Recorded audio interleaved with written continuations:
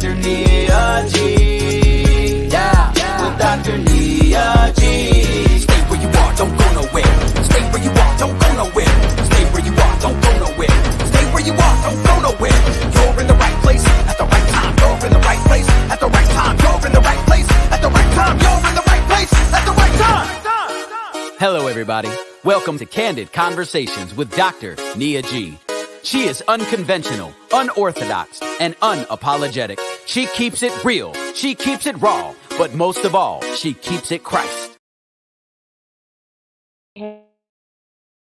Hey guys, hey. Welcome to Candid Conversations. I am your host, Jess Nia, and I am elated to be back with you guys on this week. My goodness, when I tell you that it just feels like home whenever I am on Candid Conversations and before you guys.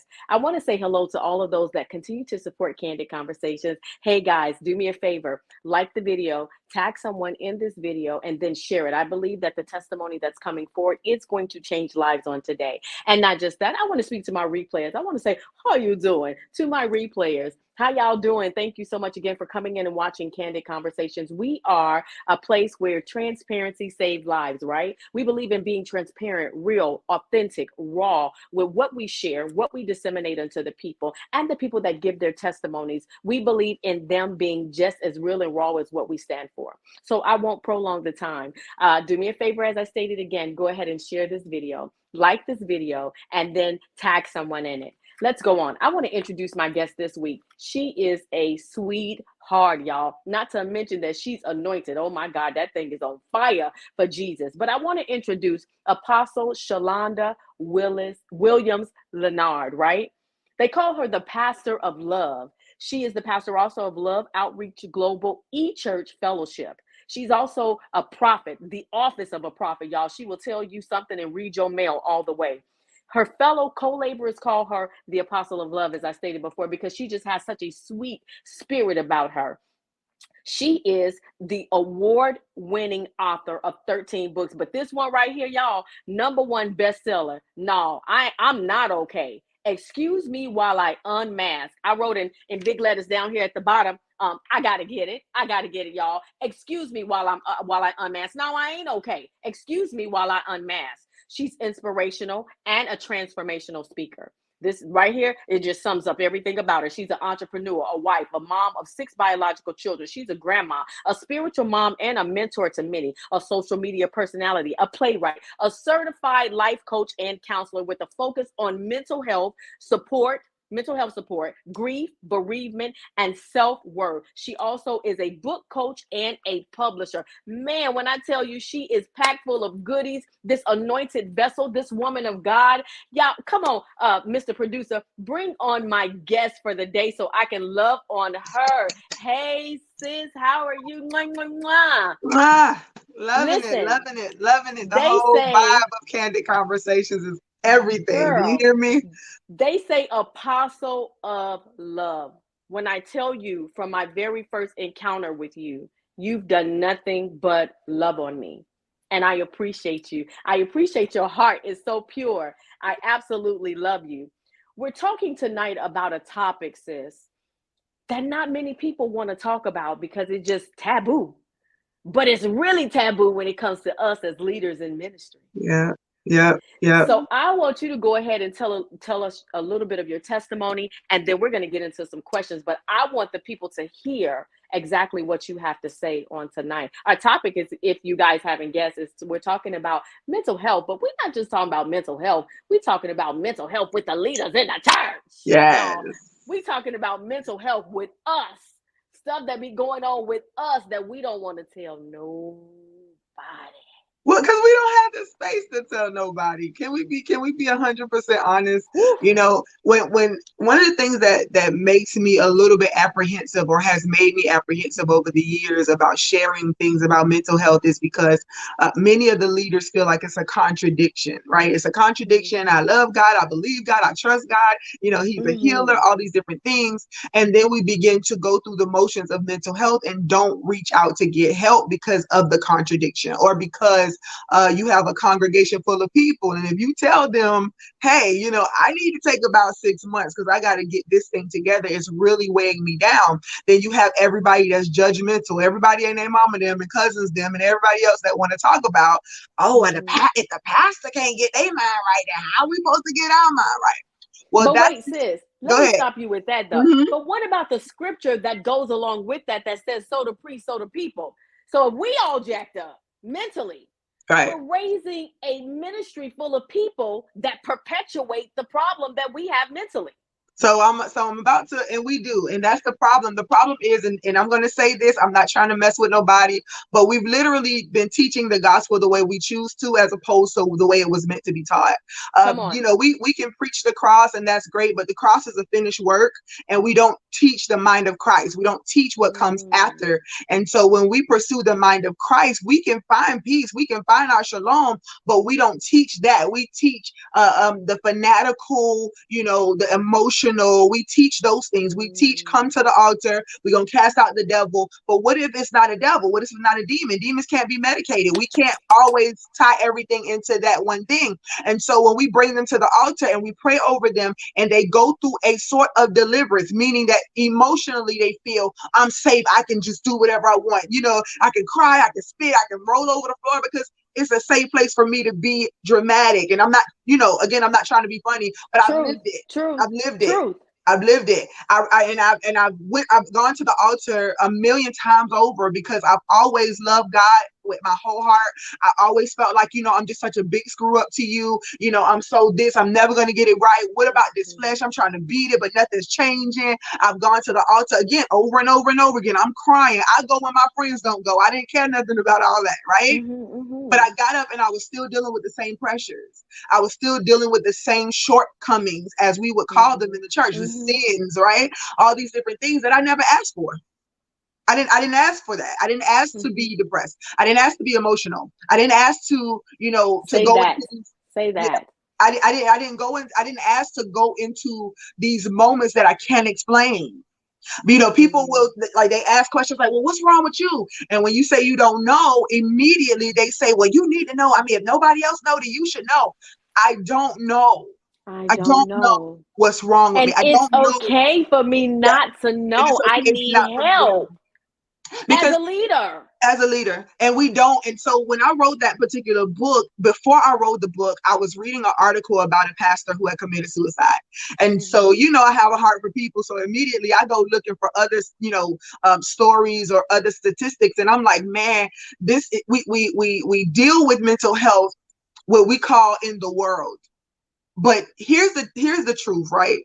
We've created a system in the church that has become just like that, because we don't deal with things, right? And so if I take you to the altar and you're not delivered, right, then what do I do with you next? And we don't know what to do because our leaders don't know what to do.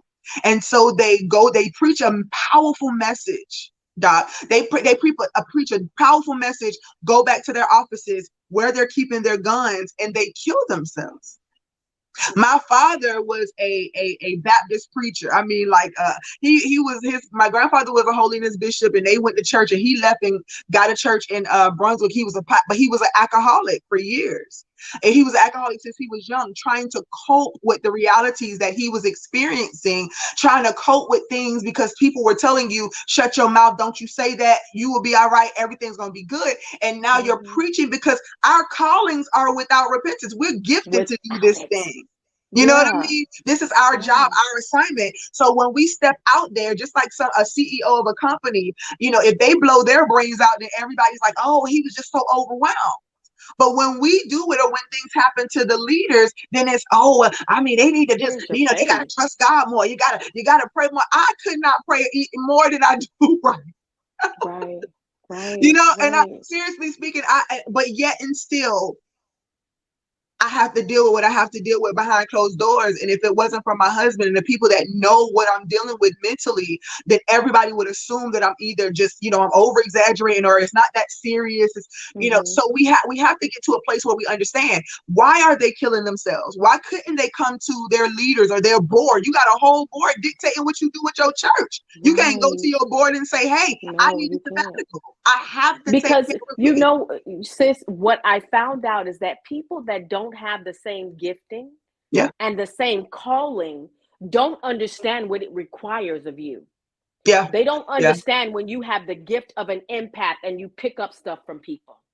They don't understand when you're a seer and I see all of your stuff, but I don't want to. They don't understand when I'm still battling with my own demons and I gotta carry all of the stuff that I see, that I know, that I hear, that's being imparted into me. They don't understand that it's a lot, and they say, well, because I really thought something was wrong. Well, I know something's wrong with me, but I really thought when I went to a Chick-fil-A one day, and I am an empath, and I touched the hand of the Chick-fil-A worker, and I just immediately started bawling, left my food, left my money. Nobody ever told me what an empath was. And it happened to me several times. And now why I'm sick, or I can't mentally get myself together. I'm depressed. I have extreme anxiety. I'm in the bed for days. I don't want to go on. There's a suicide spirit that's over me.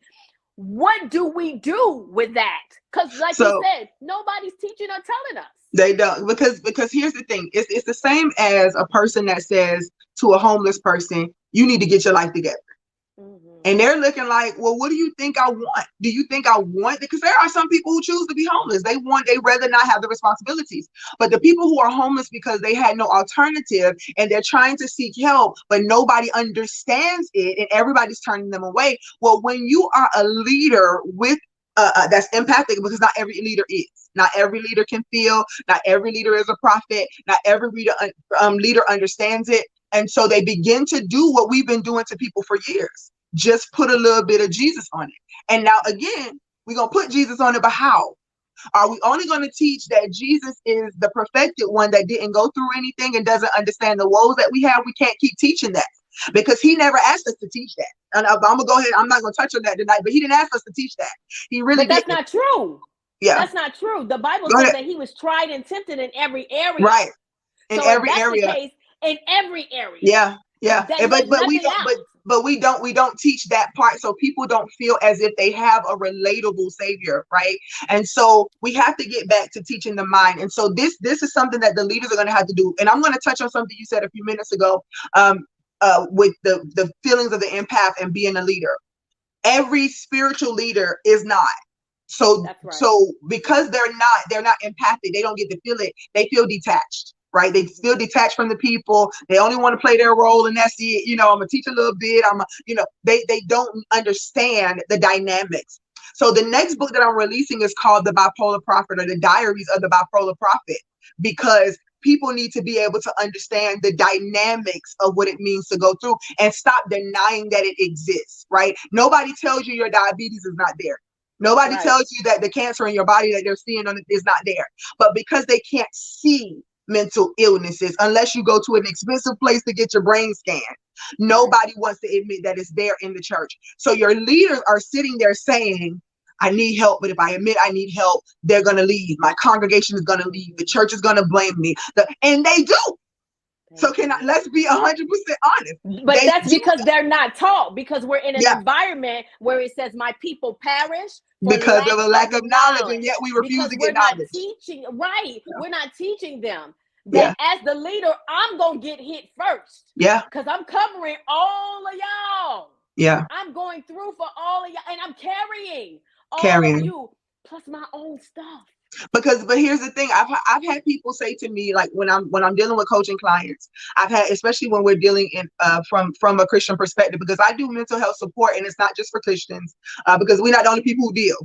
But when I talk to certain people and they are Christians, the first thing they say is, well, why do leaders, why do I have to be under a leader that's doing this, or a leader that's following, or a leader that's this, or a leader that's that? And then you have to begin to teach them that grace is sufficient for us too. Why is it not sufficient for me when I'm literally in a place? And again, God gave me the proper husband because he can carry me no matter what I'm carrying. But everybody can't deal with the moments when I feel he's nothing. He's graced to be my husband. Yeah. Because when I am sitting here and all of a sudden my body begins to go through changes, or all of a sudden I begin to get so spaced out that I don't really recognize where I am, or something happens to me where I feel very reckless within myself. The church teaches us everything about the devil. Everything about the devil. The devil's busy. The devil did this and the devil did that. Well, greater is he that's within me than he that's in the world. So what I'm dealing with is it's not about him. That's not one of those moments. And if you keep teaching me that, I'm only going to talk about the devil, but I'm never going to get the help that I need. And so the leaders, we need to first of all come together and tell them, hey, it's okay that you're dealing with this. Do you know how many leaders have post-traumatic stress? Do you know how many of them? Some leaders have seen their parents murdered. Some people have seen they've been in abusive relationships. Some people have been through, moments where their parents died suddenly. They didn't know what to do. Some of them have lost children and they can't explain to you what happened. There's post-traumatic stress. People have been in accidents that took their whole body out for seasons. You know what I mean? And we refuse to look at those things and say, hey, how can we help you get past that point? Leaders who preach their parents' funerals. It's not that they can't. Some of them had the peace to do it. But when after it's over, who's there to say, hey, now how can I minister to you? What do you need to say? How do you really feel about this? How do you really feel about this? And then we do this. We say, well, I'm all right. And, I'm blessed and highly favored. Because we've been trained. Because we've been conditioned. That classical conditioning of what we've been taught to say in the church. But that's exactly the situation and the reason why God is debunking a lot of things right now. We've had this slight conversation about how he's tearing down religious walls because he never intended for it to be the way it is right now. And the truth is that we all have our own preferences, and everybody brings their bit of information or insight to the church, and we add ourselves to it. And this is the only problem with that. If we shall do greater things, why can't that greater thing also include counseling? Or people who that's because they needed an apostle Shalonda in order to do that. See, the remnant that's coming next are doing things that have never been done before. Oh, and they're in a season that's never been seen before. And so the religious leaders and those that are older say, well, we ain't never had to do that. Well, that's why we stuck in the rut we in now. That's why you have the leaders that are killing themselves. That's why you have the people that have a lack of knowledge, empathy, concern, and everything else about what's going on with their leader, because we've never seen that. So God needed to raise up an apostle Shalonda that would write these books and bring clarity and understanding to what mental disorder looks like in ministry. Like, all of us got it. All of us have an issue with it. Not all of us want to talk about it, or we're free. And I thank God for your freedom and being able to, this is your mark. This is your niche. This is just where God has called you to be. It takes freedom. It takes freedom. Can you hear me good still? I can, yes. Yeah, it takes a mind. So that statement about the freedom is everything, right? Because when God gave me the message about finding my shalom and sharing it with other people, and he showed me the word shalom in the concordance and all of the things that go along with that. That includes wholeness, wellness, that includes prosperity, that includes health, that includes, just basically being sound. We don't know how to search that out and live it out without trying to attach everything religious to it. Now, again, you didn't hear me say spiritual. You didn't hear me say Christ-like or Christ-mindedness or any of that. You heard me say religious because, again, what did Christ do the most when he came? Who did he rebuke the most? Not the religious leaders. Not the one that needed to get it together. Well, not get it together, but the one who needed a mindset shift. But he was talking to the religious people, teachers of religious law. They kept driving the religious law. And he kept saying, this is what got them jacked up in the first place. Can we, I fulfill that, it's already fulfilled. Can we move on to other things? Now I need them to seek my mind, how I'm walking, how I'm talking. I never tried to be better than them. I never tried to make it seem like I was the most greatest thing walking. But because I follow every instruction to a T, fulfilled the purpose. I got a name that's above every name. I fulfilled things. So now you're trying to teach them how to be perfected when they first walked in the door, and they can't do that because they've been living in a house in the trailer park. They've been living with people who are raised to believe a certain thing. We're broke because we believe a certain thing. We don't want to hear people say, we don't want to hear people say stuff like law of attraction or any of those different things, terminologies. But so a man thinks, so easy. Is that not the same thing? We got to be able to teach people from the perspective that they're going to be able to understand it and help them to know that it's okay for you to seek this too. Now, I'm not saying go out of the doctrine of what you believe, right? You can find people right here in the church that do counseling to help mental health because they believe in it, but they had to be free to do it. Freedom says, I need to do what it takes. Paul said, I became all things to all men so I can win one. What does that mean? It means that I need to know more than just how to speak in tongues or pray in tongues. Because guess what? At the end of the day, some people may never. But do they not deserve to have some peace of mind or soundness? Do they not deserve to believe that they too can be prosperous or they too can own a business? I have seen, and I get emotional and passionate about it because I talk to people all the time, and the greatest number of people with low self-esteem that I found has been in the church. I didn't ask to be this way, but yet I'm getting shunned for being this way. Help me know how not to be. Teach me what I need to know in order to be better or to be strengthened. Mindset, sis. Yeah. It's the old wineskin. Old wineskin. And how can God put the newness, the freshness, the fresh oil, the new fire into us unless we change? We need to be reshaped. In our minds, in our thinking, we have to be, and not just change. As leaders, we have to be challenged. Yeah. Nobody's challenging us because we're leaders, because we're apostle this, prophet this, pastor this, bishop this. Nobody's challenging us. They're making what it is that we say law, and we're wrong. Yeah. But that's the thing. So we fight. We fight with each other. We are all different personality types, right? I won't go into everything that I know to be true as a study of God, but we have different personality types. I am a flow person. I'm better at flow than I am at schedules. That's just me. So when I teach from my perspective, and then I invite people who are like-minded to participate, but I don't judge the one that's organized. Does that make sense? I don't judge a person with how they function. We argue with each other instead of learning how to accept and love each other in our proper places. If I can accept you as you are, man, you're going to get up, you're going to make things pop, you're going to have this schedule, that schedule, you're going to do this with this person and that person or whatever. And then guess what? Shalonda going to get in where she fit in. Other than that, I don't think you love me no less because you're busy, because you got this, that, no, but we don't know how to do that in the church. We don't know how to accept people as is in the church and then help them to grow, because we're ever growing. If I said, when I wrote Now I'm Not Okay, and when God gave me the title, I thought it was kind of dope, right? I was like, man, I can say that, I can put that on the book. He was like, yes, because that's how you talk. That's how you talk. I need you to talk to them how you talk.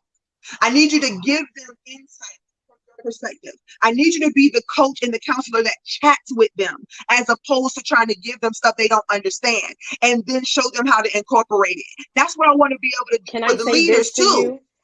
That's where it also identity comes in. You know who you are. Yeah. You are able to walk in your purpose in your own identity.